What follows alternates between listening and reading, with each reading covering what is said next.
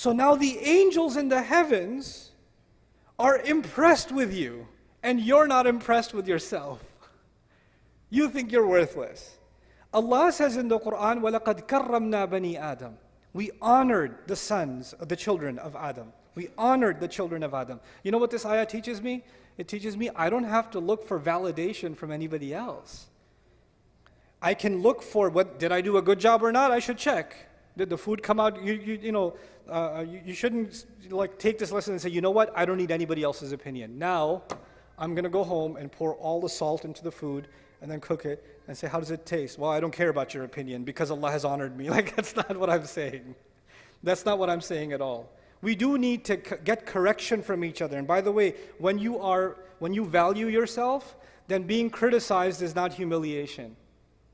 When you truly honor yourself, when you truly realize your worthiness, then you realize that if someone is criticizing me and saying, hey, you said this incorrectly, or you need to improve this, or this could be better, then they're doing me a favor to help me improve. I don't feel like I'm being insulted, because when you have really low self-worth, then criticism feels like you're being pushed even lower down. But that feeling goes away once you have value for yourself. Once you recognize Allah has given me value. Then you start seeing correction or criticism as an opportunity to grow. It's not humiliating anymore. But this is one side of the equation, that we value ourselves. But Iblis, he's got multiple tactics. And I talked about balance in the beginning. One of the things Allah gave us is balance.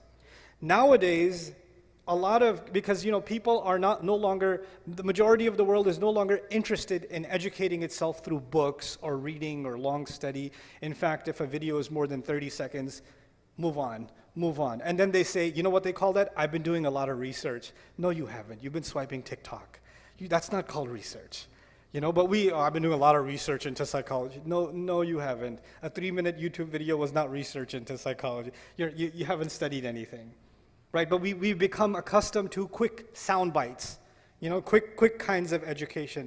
And as a result of that, we want quick validation. And one of the things that's happened in a lot of this social media environment is one subject that keeps coming up is self-love, self-worth, self-esteem, which is what I'm talking about too.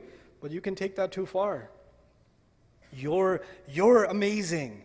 You're the best. Believe in yourself. You. Nafsuk. And you're like, yes, nafsi. And you become obsessed with, I'm awesome. I'm amazing. And then some parents do this to their kids. You're the best. You're the best ever. You're the princess. The little 4-year-old girl. You're my princess. Everybody else is ugly. You're the prettiest. You're the best. And this little girl turns into a monster. She goes at school and she goes, the princess is here. Kiss the ring. She develops this inflated sense of self. Our worthiness before Allah is something that should make us humble. Allah gave me such a high position. I better put that to work. I want to give you this by analogy. Imagine somebody gave you didn't believe in yourself. You don't think you're that good, but you applied for a job anyway. Right? You applied, they're like, I'm pretty sure they're not going to hire me. You get a call back and they want to give you the executive position. Way higher. And from what you know of yourself, you're like, I'm so not qualified for this. But you get put in that position anyway. Now once you get put in that position, I want you to think about, and I want myself to think about, what's going on in my head inside? Am I thinking, the boss is here. Watch out. That's my chair. Or are you thinking, I have been given such a high position, I better live up to this. I better up my game. I better learn more. I better become more adaptive. I better, honor this role that I've been given so I can actually prove my worthiness. So the honor was given to you first, even before you got a chance to prove yourself.